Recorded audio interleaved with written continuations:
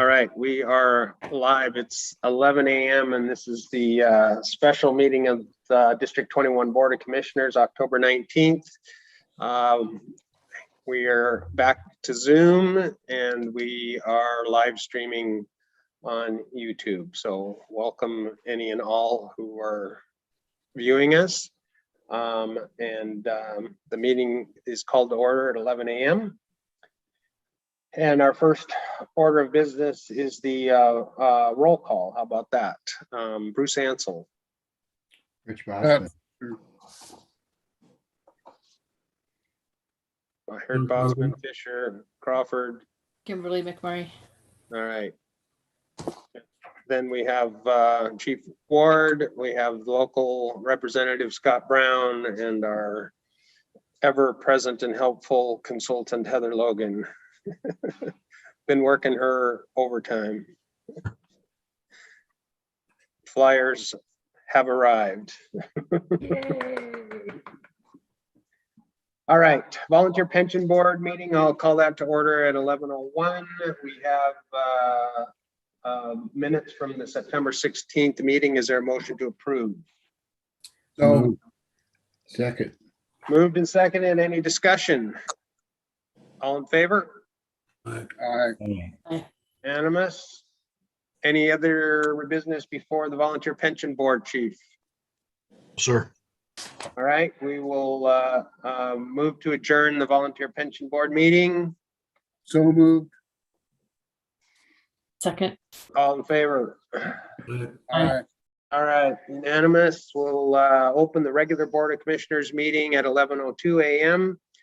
And the first item is the approval of the consent agenda, which has meeting minutes from September 16th. The staff reports, which I'm going to ask the chief to give us a little more update since there were a lot of big items that I think are worth mentioning.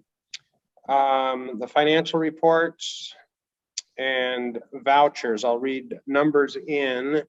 Total revenue for September was $210,960.73. Total expenditures for October, $821,744.89. Direct deposit payroll, $326,164.40. Payroll taxes voucher, $68,069.15. Benefits vouchers, $288,543.21. Monthly expenditure voucher, there was a last minute change to that. We received a credit card invoice of $27.39. We got it late, and to avoid late fees, it was added into our packet after the fact. So the actual number is $130,886.47. Again, that's $27.39 more than what is on your packets. And then the capital projects apparatus, $8,109.05. Is there a motion to approve the consent agenda? So moved. Second. Moved and seconded. Does anyone have any questions or concerns before I turn it over to the chief to talk about his portion of the report?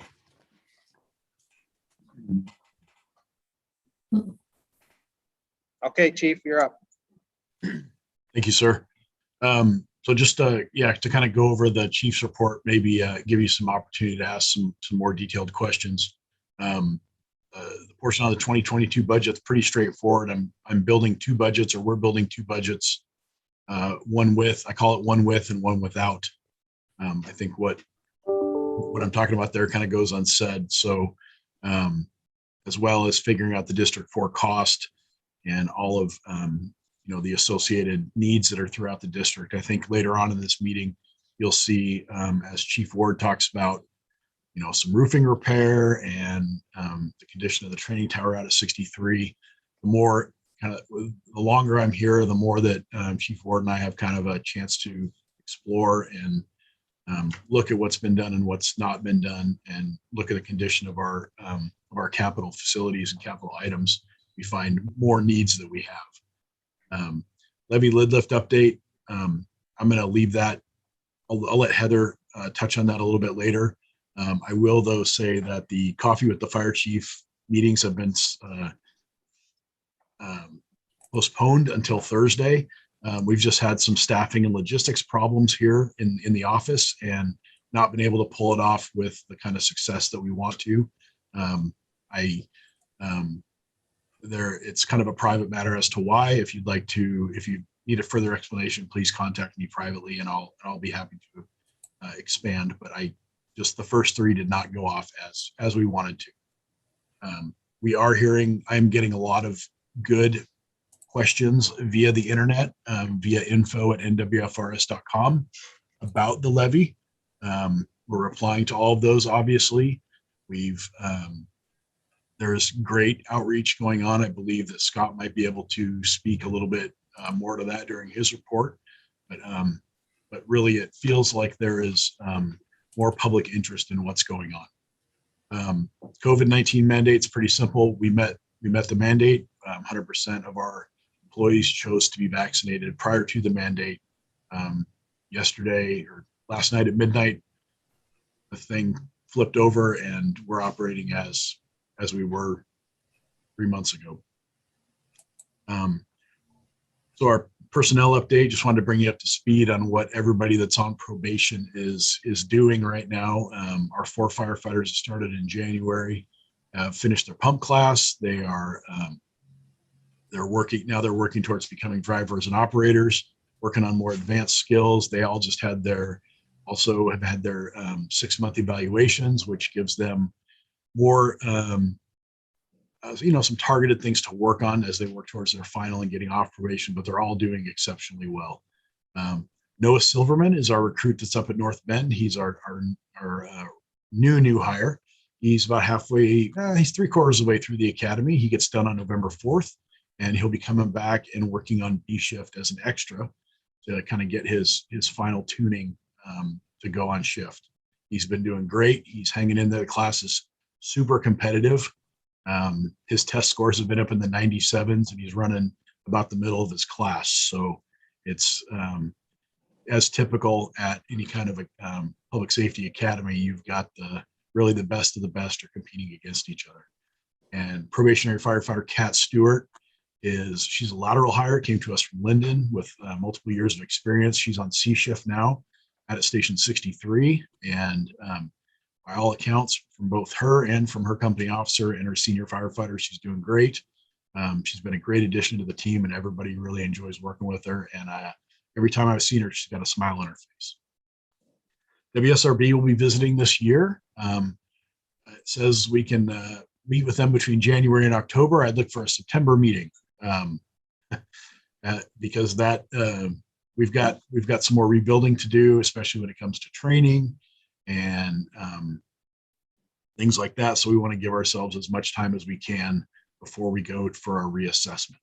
I will say that might look a little different this year than it has in the past, just kind of because of the way I do things. And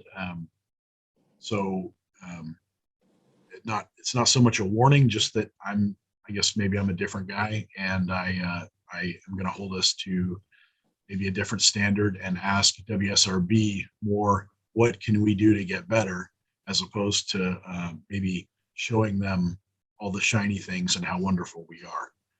I want to know what our true needs are. And I see that as a tool to us becoming a better department. I did take some time in my chief's report to talk about firefighter Steve Latham. I'm trying to really, I know I've talked to each of you about the fact that I want to make this fire district, make sure that our mission is getting accomplished, not just so that myself or the staff looks good, but because the mission is actually the most important part of the fire district, and I work for the firefighters. I work for you as well, but they are what this whole thing's about, and their service to the public. And so I'm trying to bring things to you so you can see what your people the people that you've hired, the people you employ are doing. And one example here is firefighter Steve Latham. When he came on the district, he's been here about 4 years, I'd say. And it was a little bit, it was just a little bit maybe chaotic the way he was brought on, and he saw a need and came up with a plan and brought it to administration. And what it was is when someone comes on now, when a group comes on, he takes time off of shift. We assign him to days, and he mentors them through their first couple weeks of administrative work and getting, SCBA fit tested, getting your bunker gear tested. And not just is he shepherding them from thing to thing, but he's spending that downtime between there, and he's talking to them, and he's answering questions about the academy and answering the questions about shift. And for those of you that have worked 24s before, it's a weird feeling to bring underwear, socks, toothpaste, a whole section of your life is brought to work. And if nobody tells you that before you actually go on shift, it's something you kind of learn by trial and error. So what we've discovered is that the recruits then, they know if they get hurt at the academy, if anything happens, they're to call either myself or Chief Ward or Kelly Freeman. But what they're doing is they're getting a mentor and a friend from the very beginning, immediately someone that they can ask kind of those, hey, how do I navigate this thing? And what the feedback we're getting from the academy is that our recruits have been some of the best prepared ever, that Steve is taking the time to have them throw their packs and don and doff their gear. He's getting them set up for those first couple of weeks of the academy where you're kind of trying to learn a new culture. Some of these folks may have never marched before, may have never adhered to a kind of a rigid schedule, kind of a paramilitary schedule. And Steve gets them on that schedule. He tells them what to expect. He tells them, this is what you're going to see in the first few weeks. And he gives them that leg up so that they're the front runners in the class, and they can settle in. And it turns out what we're seeing is that all our people that go up there tend to become class leaders because of the foundation that Steve builds. And so I just wanted to give him kudos in front of you guys, that you can see what kind of really awesome people we have in this organization. This is, like I said, this is a need that Steve figured out that we needed. He wrote up a proposal all on his own. He brought it to us and said, I'd like to do this. It morphs. He's flexible. And it's just been a really added benefit to our employees, and his peers thank him for it. And so I just wanted to give him a pat on the back and like I said, let you know what kind of awesome people we have working here. Leads me to my next thing. Lieutenant Leslie Smith retired after 24 years of service, both career and volunteer, to the City of Blaine, District 13, and North Wacom Fire and Rescue. They will have a small ceremony to recognize both her and Lieutenant Zylstra in the near future. But if you see Leslie or you're friends with Leslie on Facebook, please take time to drop her a note. Obviously, it's hard leaving, although there's days I think it wouldn't be that hard. But it's got to be hard to retire and change your whole life. But kudos to Lieutenant Smith. I just want to point out that she was a company officer in the fire service before the fire service knew it needed female company officers, and she really changed the way a lot of her peers look at leadership. And I think that's pretty neat. And that's something that she should certainly celebrate. We should celebrate alongside of her. She was truly a trailbreaker in her career. The next thing is you see a Battalion 76 temporary position. Chief Ward had surgery and is out of being able to physically respond for the next few months. I spoke with Commissioner Ansel, and just due to where we're at with chiefs in both us and Linden, as you know, we share Battalion 76 duties with the City of Linden. It was going to be down to Chief Bill Meyer and I doing 1 week on, 1 week off terms of Battalion 76. Both of our wives voted no on that. And so I went to Commissioner Ansel and asked if I could temporarily staff Battalion 76 on what would be Chief Ward's week with some of our current commissioned officers. We talked about it. We decided that was a good thing to do, and they have really stepped up. They've had their first week already. They actually had the busiest week that we've had in a while, and they did a great job.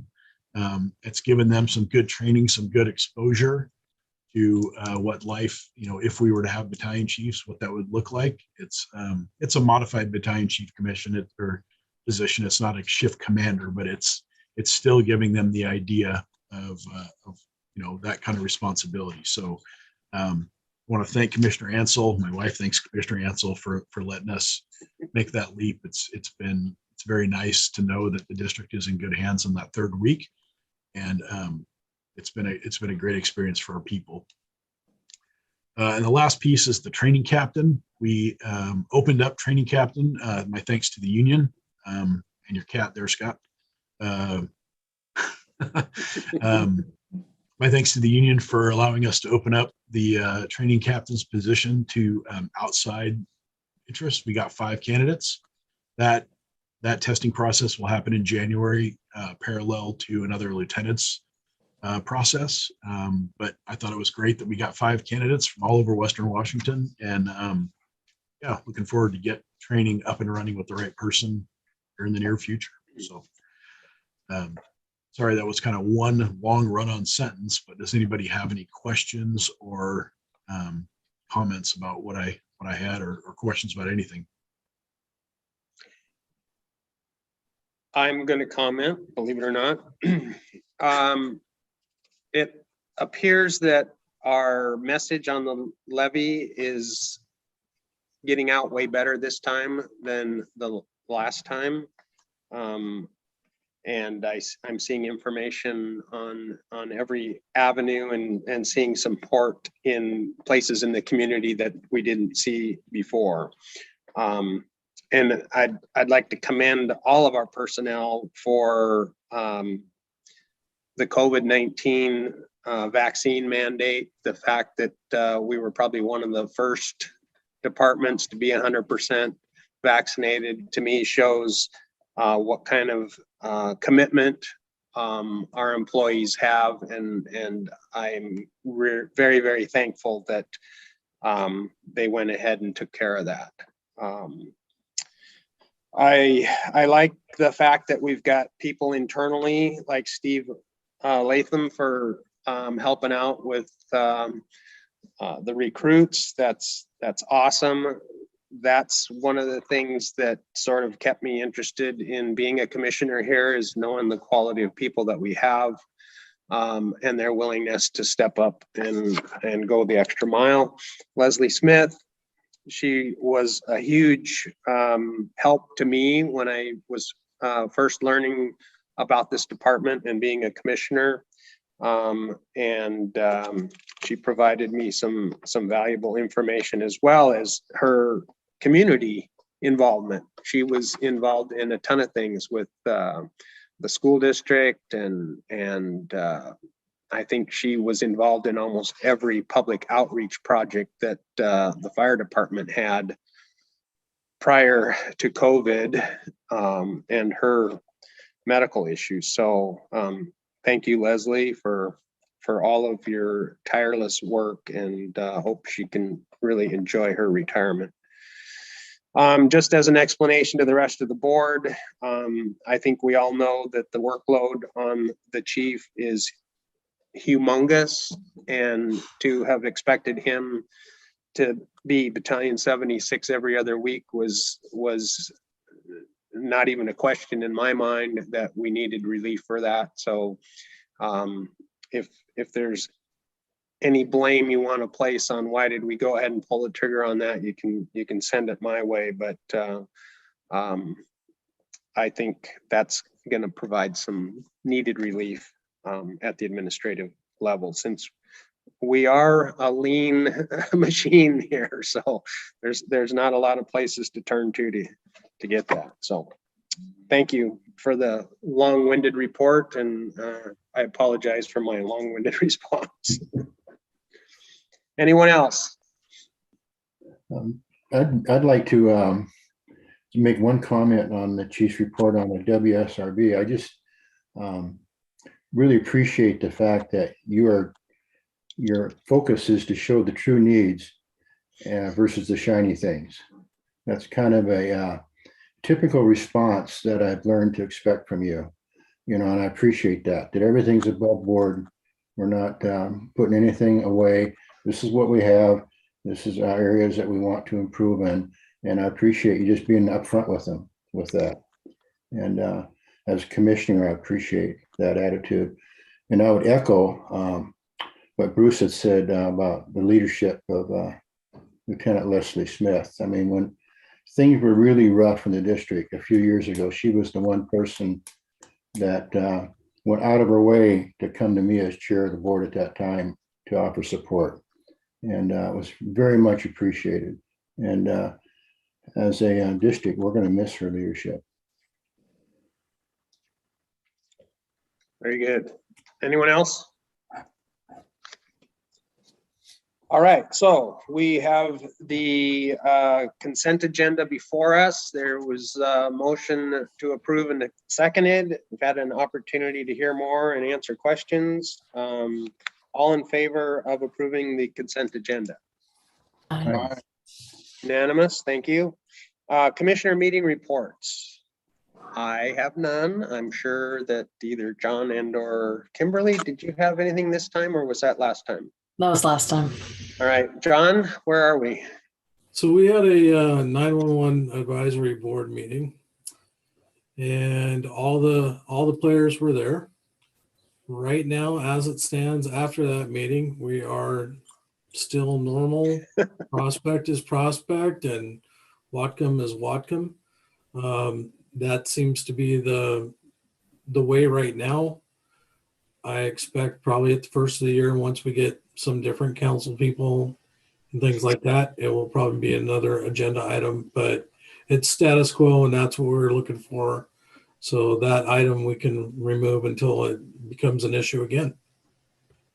Excellent. Thank you for staying on top of that and helping them understand the interest of the fire side of this picture. Any other commissioner meetings? All right. Legal issues, there's nothing new to report.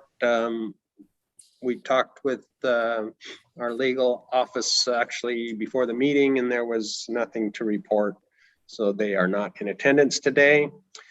We'll move to the local 106 report. Scott Brown. Hello, thank you for having me. Yeah, a lot of the things that I was going to discuss have kind of been touched upon. So I would like to kind of echo some of the stuff as well, though. The levy, we're going full board with that right now. Seem to be getting a lot of good feedback. I would like to give a special shout out thanks to Haley Erling-Inger. She has planned a lot of doorbelling routes, has got the literature going, some sign waving dates. We've been getting a lot of good feedback on the doorbelling. Some of the biggest feedback is that most people's concerns was with property values increasing by 30-40%. They assumed that the revenue we were taking in was increasing by that much, which obviously isn't the case. So that was good to get a lot of that out there. As it's been going, the doorbelling's going a couple of days and I've only heard of one upset resident, which is understandable. There's going to be some, but for the majority of it's been really well received. Special thanks to Heather Logan for all her help with us with getting stuff going on that. So yeah, we got a few more doorbelling days coming up and some sign waving dates. And that is exciting about that. We put out over 200 signs this time with just the generic vote yes for your local fire prop or levy. So that's where the levy's at. We're just, again, going to keep pounding that. As Commissioner Ansel said, and Chief Vanderveen, we're 100% vaccinated. So just want to thank everyone for doing that. Proud of all the individuals. So as of right now, that's kind of all I have. So if anyone has any questions or comments, I'm open. No, I just, would reiterate the fact that the people misunderstanding of how we get our taxes and what 1% means. I was with a group of well-educated gentlemen the other night, and the comment came up, well, boy, my property value went up. What are they doing with all this extra money? You know, and I said, 1% is $64,000. If we have 34,000 people in our service area, that's $2 a person. You know, that's nothing. So for the year, if this doesn't pass, so I mean, this obviously the I-747 was 20 years ago, and people don't understand or realize the impact it had and what it means. I mean, I'm all for people determining their destiny and where their taxes go, but the misinformation about the fact that just because the real estate market took off and their value is doubled, we don't get that. We get 1%, and in some cases that would be no more than $5 a year from the average homeowner. So the fact that we have gone backwards and are probably anywhere from 5 to 10% behind inflation in our ability to maintain a budget is impacting our ability to provide the type of service that we're striving to get to. So thanks for getting out there and helping educate the people. Yeah, one other thing is there's the trick or treat on the berm on the 30th. So we'll have a booth there. So if anyone wants to come out and hang out, we'll be there. So thank you. All right, appreciate it. On to unfinished business, the levy lid lift is our first item. You know, the information is out, the flyers are out, the ballots are out. I was at 63 the other day and saw on Sunday and saw several people dropping their ballots in the box on Sunday. So, you know, people are voting. So get out there. Heather, welcome. Do you have any words of wisdom for us? Words of wisdom. Don't take your foot off the gas. The election is 2 weeks from today. If Whatcom County follows like they did for the primary, we'll know by about 8:15 that night. Of course, that's all virtual. I'm delighted that the union is so visible, the signs, the doorbelling, well done, local. And you commissioners, if you know, take those extra flyers with you. You run into anybody you even vaguely recognize from the gym, give them a flyer. Just because the flyers are out and the ballots are out, this is not the time to let up. The group has done an incredible job of raising public awareness. And that was probably the harder part, to come in after 12 years, or in D4's case, 27 years, and educate the public, Commissioner Ansel, about that whole tax thing. That's huge. And on top of that, oh, by the way, we'd like more. So just getting this energy going is something that'll carry you through other issues, like, you know, maybe an RFA in February or April. Appreciate that. Chief, anything from you? Anyone else have any comments? I did have a chance to drive not only District 21, but District 4, and was amazed at the number of signs that are out in areas that I wouldn't have thought they would be, and also just reinforced to me how darn big our service area is. It's a day drive to cover our district. So we really need this thing anyway. Contract for services with District 4. We did not have any more recent meetings. I think part of this is hinging on what happens on November 2nd. And there's, well, their board chair is up for re-election this cycle. And so there's a potential gap for their board chair, because after the certification of the election, his position goes away and doesn't start until January. I believe he's running unopposed. Is that Correct. Yep. correct? So, I mean, the expectation is he'll be elected January or start January 1. I believe they intend to potentially make an interim appointment Yes. to fill that position. Yep. So that there my is a understanding. gap. So I think we need to wait till the 3rd or 4th before we gear up for that discussion. And are all of our budget numbers in now, Chief, or are we still massaging some of those? I guess, well, there's 2 scenarios, right? There's a scenario if the levy doesn't pass, and there's a scenario if it does, and that's for both of our districts. So there's several moving pieces here that we are unknowns. And so do you have anything? Did I confuse everyone enough on that? Or is there anything else, Chief, that I may have left out on that? No, sir, I think you got it. I mean, the bottom line on that contract is to pretty much be status quo with the financial number update and how that contract payment will look. Correct.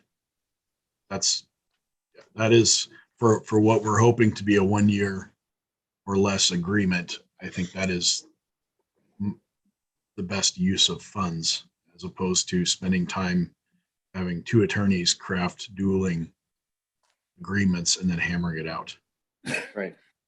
And I still believe that the direction of our board is to move forward with the RFA regardless of the outcome of either election. Is that the understanding of the rest of the board? Are you guys all on board with that? Yes, I'm seeing heads shaking. Kimberly, John. That's the plan anyway.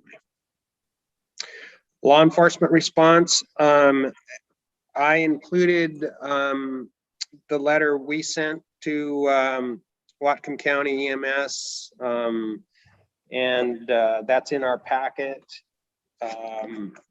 Mike Hilly responded quite quickly to our letter. Thank you, Jenny, for helping us get that out timely.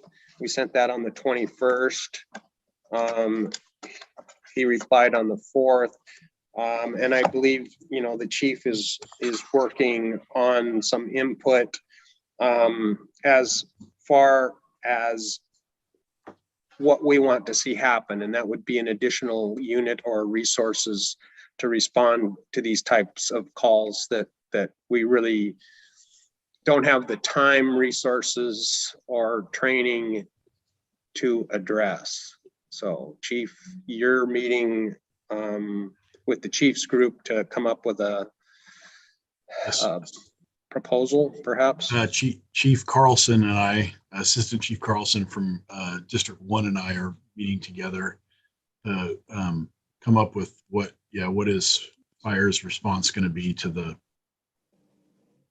what do we want it to look like? So we're gonna work with the Chiefs group and with the Chiefs Association to figure out how do we as a county want to respond to these kind of calls, and how are we going to fund this immediate 20% increase in call volume or responses to this. So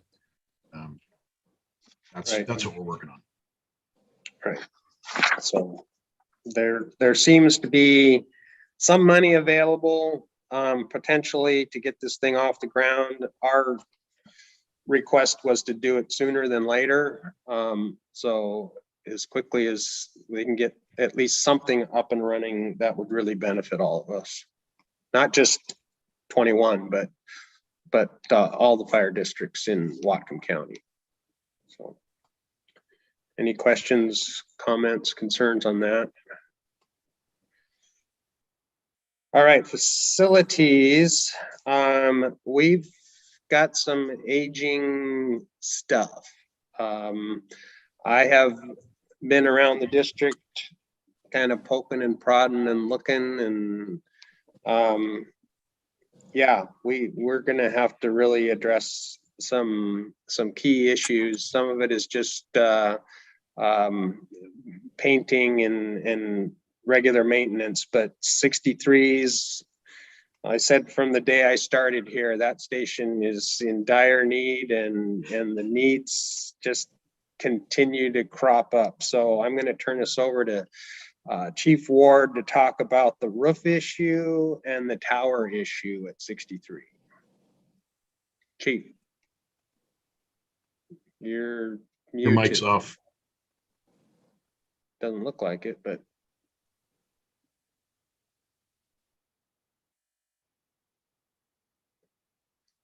you got the infamous muted computer. Chief Ward, why don't you come over to my desk and you can give your report from here.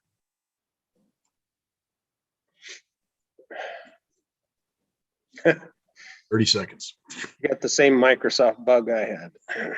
Mine's working. We'll just go with that. Here. Commissioner Hensel, Sorry while about we're that. waiting, Good morning. do you mind if I jump off? No, Heather, thank you for your time. We appreciate all the efforts you've done on behalf of the district, but also your help with the local. And boy, I'm double fingers crossed here. Fingers crossed. Call anytime. All right, thank Thanks, you. guys. Thank you, Heather. Thanks, welcome. Heather. Thank you, Heather. Okay, Chief Ward, I know I would like you to tell me some good news, but I know that there isn't any, so let's just hear it. Well, in some respects, it's not as bad as we had anticipated, especially for the roof at 63. We had Axiom come out and their Division 7 series, not series, their portion of their company came out and walked through the entire facility on the roof from stem to stern, top to bottom, side to side, drains, scuppers, everything that comes off that roof was looked at. You have the report in your packet. Chief and I were relatively pleased that the cost wasn't as high as we had somewhat anticipated. The roof itself is marginal at best. We'll be able to maintain that for a few more years. They have some preliminary needs that need to be done, and that's already being scheduled right now. PO's been placed, and it's just a matter of getting them scheduled to come up and do the work. Most of it is just minor repair stuff. Not quite sure on the scupper system yet until they dig into that, but that'll probably be the worst of everything. Just because of the way that drains and leaks back into the building like it has for years. Hopefully they can fix it and we can remedy that for a few years and at least know that that station is dry inside rather than every time it rains, we get rain inside the building. But that's pretty much it on the roof itself. Just for clarification, we're going to go ahead and move forward with that repair. And then enter into a maintenance agreement with that company. Is that? Yes, sir. They're going to come in and do the repairs, and then they'll work on an annual maintenance program with us, where they'll either come in quarterly or semi-annually to check on the condition of the roof and do repairs as needed to make sure we can get the longevity out of that building that we need. Is this an example of why you don't have a flat roof in Washington? Somewhat, yes. It's also where you should have had a contract a few years ago and maintained it as we progress. But it is what it is. We're working forward to it to make it better now. All right. Thank you. And as far as the tower, the tower has been used for many years as a training tower, which is what it is. It's also the hose tower where we use it to hang hose once we clean it. So it's constantly wet inside. It's not heated.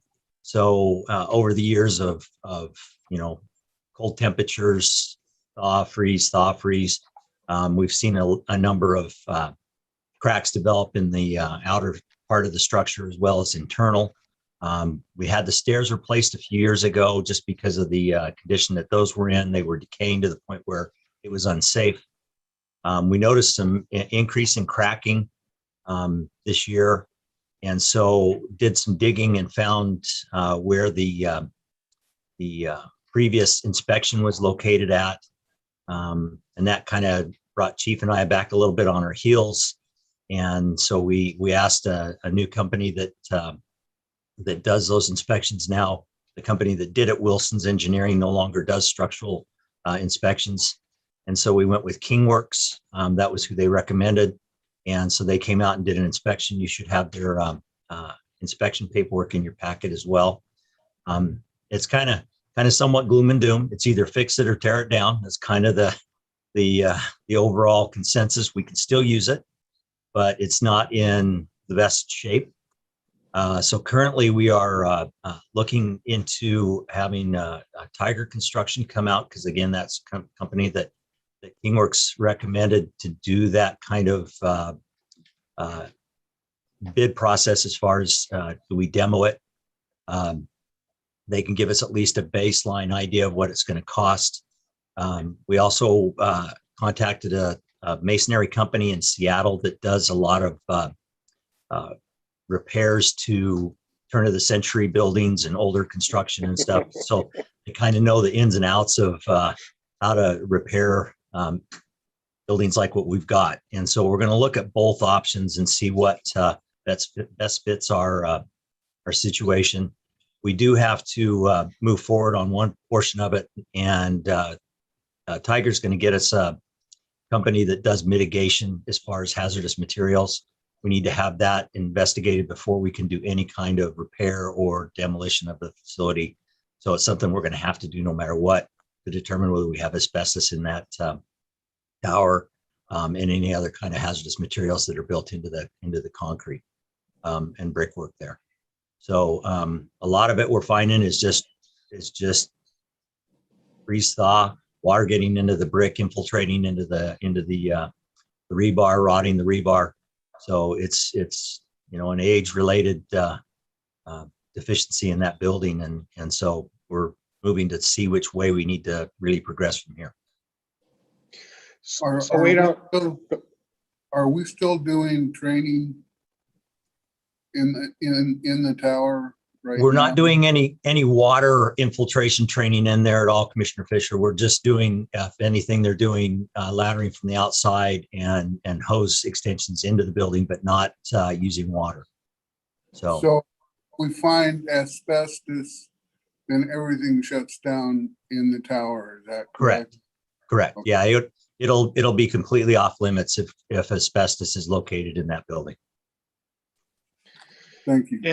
And it's my understanding, if we do demo that tower, that it is separated enough from the existing structure to not create a problem with the rest of the station. Is that? That's my hope. In just talking with the Kingworks engineer, he seemed to think that they could detach it without doing damage by cutting the brickwork that goes into the building that comes through that area. So again, I haven't had Tiger Construction out to do the full inspection yet, and to give us a preliminary as that is the point. It's not on the National Historic Registry, is it? We have Maybe to deal with that. If Birch Bay creates one, we might be in trouble. Okay. All right. Well, I'm sure the experts will do a cost benefit analysis, but I'd be surprised if it's worth putting money into that tower. I think, just looking at it from, an outside view, let's get rid of it. Unless there's really some big advantage to us keeping it and putting more money into it. Yeah, I think the plan, Rich, is to get the two estimates, I mean, repair means opening it up, polishing rebar, remortaring the whole tower. Like I said, if it was a historic landmark, we'd probably be looking at something like that. But my gut says tearing it down is going to be the cheapest and safest alternative, but we'll wait and see what they say. It just highlights where we are in our equipment and facilities in this district and why we need to move forward with some funding help. So. Any other All right. questions? Anyone else? Can I back up a bullet point? Yeah, what's up? That law enforcement response is also going to be a seminar topic on Friday at the Commissioners Conference. Excellent. So, yeah, so I believe John, Scott, and Kimberly are going to be attending that conference. Yes. So we would really appreciate a report from the three of you when you get back from that. I think I'd be curious to hear on that topic, but there's also, I'm sure, going to be a lot of other valuable topics there as well. There are. Thank you. All right, any other questions about facilities? Thank you, Chief. Welcome. Appreciate it, and good luck with your shoulder.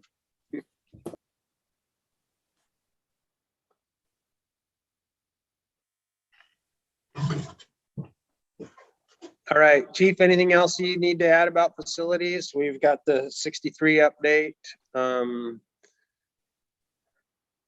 Are we still, I mean, the painting got done, the doors look marvelous. We've got potential looking at fascia and painting at 61. Was there something else that I missed, or was there another painting project? We did. We got a bid for Station 12 as well. 12, With okay. the admin and the firehouse. All right. We'll pass that on to District 4. New business. We talked about WSRB and looking at a September date potentially. Anything else on that, Chief? Okay. I'll reach out to him.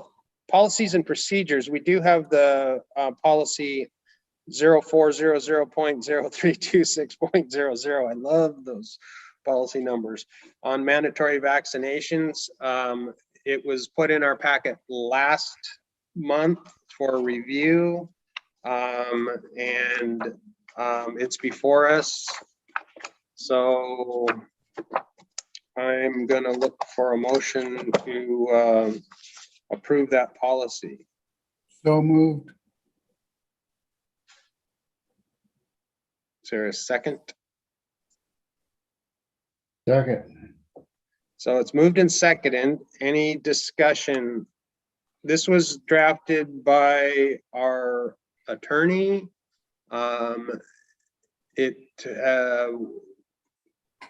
We've had a month to look at it. My understanding was that labor had the chance to look at it. Chief, where are we at in your opinion? Sorry, can you say your question again? I got distracted. It was drafted by our attorney. Yes.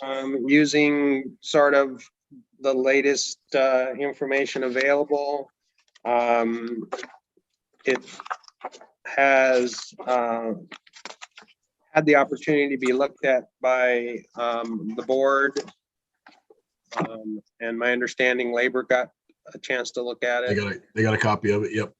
And we are ready to move forward to approve it unless there's any objection or comments or concerns.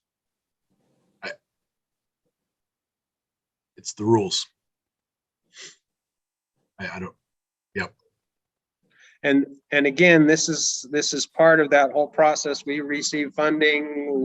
In order to keep kind of up on the up and up and meet all of our requirements, we need to have a policy and procedure. And there's And nobody should be surprised when we have to meet and do this again for the federal mandate. Okay. That's still making its way out of. So BC. there's other superseding rules that may come forward. Potentially, yes. Okay. This may be adjusted very shortly because of the presidential announcement, proclamation, whatever word you want to use, that anyone that takes in Medicare or Medicaid funds is going to have to adhere. And that is more overarching than this statement. Okay. So this doesn't even address that at this point. Nope. Okay. All right. All right. We have a motion, a second. Any other discussion? All in favor of approving policy 0400.0326.00 mandatory vaccinations? Aye. Aye. Scott? Aye. All Again, right, it's unanimous. Correspondence, we've had multiple items in our correspondence. A lot of it is from the assessor's office regarding the levy information and how much it costs to put on a ballot measure and so forth. I think it's more just FYI information that if we don't pass our levy, we'll need to lift our 0.86 or whatever it is to 1% by resolution, which we've done in the past. And then Public Works has told us that they don't have enough staff and they may be delays for clearing storm issues this winter. There were a bunch of thank you notes. Again, appreciate all the hard work. It seems like every time our crews go out, we get great feedback from the public and appreciation for their time, effort, and compassion. And that, to me, says a lot about the kind of department we have here. Anything else under correspondence, Chief? No, sir. Anybody have any questions about the correspondence? I think the one piece of correspondence that concerns me is the one from Public Works and how that could affect not just response, but our folks getting to work. That concerns me. And if you haven't read it, basically they have half their certified plow operators that they're anticipating will be able to work this winter. Well, John, there you go. When you're not driving bus, maybe you can get on a plow. Been there before. All right. Board meeting, our next scheduled meeting is the 18th, which would be the third Thursday again. John, is 11 o'clock doable? Yeah, that should be doable. I appreciate it. Is everyone okay with moving from 1 to 11? We'd have to call it a special meeting again, but it would be on our normal day. That's okay. Good. Yeah. Scott, you're good? All right, so we will, pardon me? I said thanks. Oh, yeah, absolutely. So the November 18th meeting will be at 11 a.m. and Jenny will get the special notice out for that. Okay, agenda items for the next meeting. I guess we'll get a report on the levy lid lift. We may have some information on the contract with District 4. I guess you can still give us an update. What is your timeline on that law enforcement response proposal, Chief? Do you have meetings coming up before our meeting, or are we? We do. We have at least 2 meetings coming up before then, so I'll be able to give you an update. Okay, so we'll have that. And what's the timeline on our facilities When are they gonna come out and look at the tower? Do we know? We don't have scheduled dates yet. Okay, all right. We're working with Tiger Construction. They're on a big, their inspection guy, I believe, head nod, Sean, if I'm right, but they're on a big project in Seattle right now. Yeah. Nope, that's not right. Okay. It's gonna have to do sign language. Yeah. But okay, well, we'll keep facilities on there. I see him He's moving gonna, over. yeah, to he's the- gonna come. to this. Oh, that's it. Okay, they're out of state. That's right. They're out of state right now. Okay, So all right. like Chief Ward said, the crews are using it again. They're just using it dry, and we're not introducing any water to it. So. Right. All right. WSRB, I think we're good on that for now. And then a public hearing, if we need to do the special needs resolution to 1%. All right. Signing of documents will be as usual. If you can show up at Station 72 and sign your stuff, that would be appreciated. Otherwise, make arrangements with the chief. And anything else from anyone?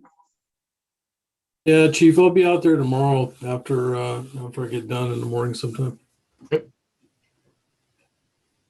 All right, everybody good? I'll entertain a motion to adjourn. So moved. Second. All in favor? Aye. Meeting